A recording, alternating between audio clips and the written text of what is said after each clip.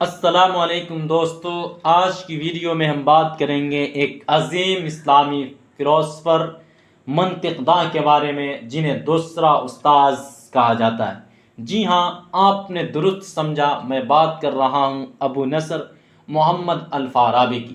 الفارابی نے یونانی فلسفے کو اسلامی فکر کے ساتھ اس انداز میں مربوط کیا کہ ان کی تعلیمات آج بھی فلسفے، منطق، سیاست، پولیٹکس اور علم نفسیات کے میدان میں بے حد معتبر سمجھی جاتی ہے۔ آئیے جانتے ہیں ان کی زندگی، علمی خدمات اور ان کا فلسفہ اور سیاست پر کیا اثر ہوا۔ الفارابی کی زندگی کے پس منظر پر اگر ہم روشنی ڈالیں تو الفارابی تقریباً 870 میں شہر فاراب جو موجودہ قزاقستان میں ہے میں پیدا ہوئے۔ ان کا اصل نام ابو نصر محمد بن محمد الفارابی تھا۔ ان کا تعلق ترک قوم سے تھا، مگر ان کی تعلیم و تربیت بغداد، دمشق اور دیگر علمی مراکز میں ہوئی۔ بغداد کے دارالحکمت میں انہوں نے فلسفہ، منطق، ریاضی اور طب کی تعلیم حاصل کی۔ ان کا شمار اسلام کی ابتدائی اور عظیم فلسفیوں میں ہوتا ہے جنہوں نے ارسطو اور افلاطون کی تعلیمات کو اسلامی فکر کے ساتھ جوڑا۔ انہوں نے فلسفے کو علم کی والدہ، مدر آف نالج کہا اور منطق کو فلسفے کا بنیادی ذریعہ قرار دیا۔ الفارابی نے یونانی فلسفے کو اسلامی نظریات کے ساتھ خوبصورتی سے ہم آہنگ کیا۔ انہوں نے افلاطون اور ارسطو کی تعلیمات کو نہ صرف عربی میں ترجمہ کیا بلکہ ان پر تنقیدی اور تحقیقی روشنی بھی ڈالی۔ ان کا فلسفہ بنیادی طور پر عقل اور علم کے گرد گھومتا ہے۔ ان کے نزدیک عقل ہی انسان کی فطری خصوصیت ہے جو اسے جاہلیت سے نجات دلاتی ہے۔ انہوں نے عقل فطری اور عقل نظری کی تفریق کی اور کہا کہ انسان کا سب سے اعلیٰ علم نظری اور روحانی علم ہے۔ الفارابی کا یہ بھی خیال تھا کہ فلسفہ اور مذہب آپس میں متصادم نہیں بلکہ ایک دوسرے کے معاون ہیں۔ الفارابی نے منطق کو علم کا ایک بنیادی حصہ قرار دیا اور اس سے فلسفے کا معاون علم کہا۔ انہوں نے ارسطو کی منطق پر نہایت تفصیلی کام کیا اور کئی کتابیں تصنیف کی۔ ان کی منطق میں سادہ اور پیچیدہ استدلال، قیاس اور ان کے اصول کی وضاحت کی گئی ہے۔ الفارابی نے منطق کو صرف زبان اور الفاظ کا کھیل نہیں بلکہ حقیقت کے بارے میں جاننے اور ثابت کرنے کا ذریعہ سمجھا۔ فارابی کے مطابق منطق کے بغیر کوئی فلسفہ اور معلم مکمل نہیں ہو سکتا۔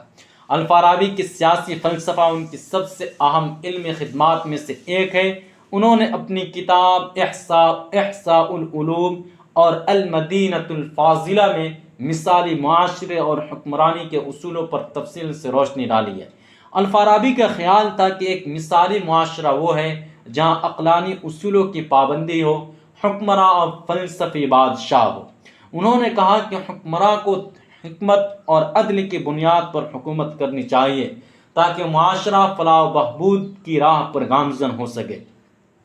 الفارابی کے نزدیک المدینۃ الفاضلہ یعنی نیک ریاست ایک ایسا معاشرہ ہے جو علمی، اخلاقی اور روحانی اقدار پر قائم ہو۔ انہوں نے ریاست کے شہریوں کو 3 طبقوں میں تقسیم کیا: حکمراں، فوجی اور کسان تاجر۔ ان کے فرائض کی وضاحت بھی کی۔ الفارابی نے فلسفی بادشاہ کی بات کی جو علم اور حکمت کا حامل ہو، جیسے افلاطون نے کیا تھا۔ الفارابی کی کتابیں یورپ میں لیٹن لینگویج میں ٹرانسلیٹڈ ہوئی اور یورپی فلسفیوں پر گہرے اثرات چھوڑے۔ ان کی تعلیمات نے اس کو لاسطک فلسفے کو متاثر کیا جس نے قرون وسطیٰ کے یورپ میں فلسفے کو فروغ دیا۔ مشرقی مسلم دنیا میں بھی ان کے خیالات کو بہت اہمیت دی گئی اور فلسفے اور منطق کی تعلیم میں ان کی کتابوں کو مرکزی حیثیت حاصل ہوئی۔ الفارابی کو دوسرے استاذ کے لقب سے یاد کیا جاتا ہے کیونکہ انہوں نے ارسطو کے بعد فلسفے کو جدید خطوط پر استوار کیا۔ انہوں نے فلسفے کو اسلامی تعلیمات کے ساتھ ہم آہنگ کرتے ہوئے اسے شرعی مسائل کی وضاحت میں مددگار بنایا۔ آج کے دور میں بھی الفارابی کے فلسفے اور سیاسی خیالات ہمیں حکمرانی، اخلاق اور تعلیم کے متعلق رہنمائی دیتے ہیں۔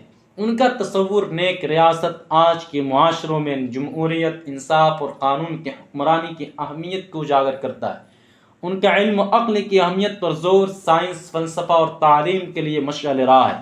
ہم ان سے سیکھ سکتے ہیں کہ کس طرح مختلف ثقافتوں اور علوم کا آپس میں جوڑ کر ترقی کی راہ اختیار کی جا سکتی ہے۔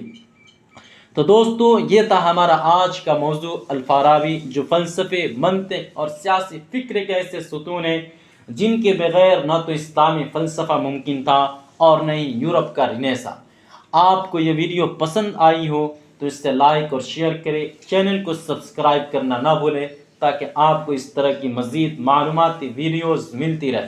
کمنٹس میں ضرور بتائیں کہ آپ کس عظیم شخصیت پر اگلی ویڈیو دیکھنا چاہیں گے۔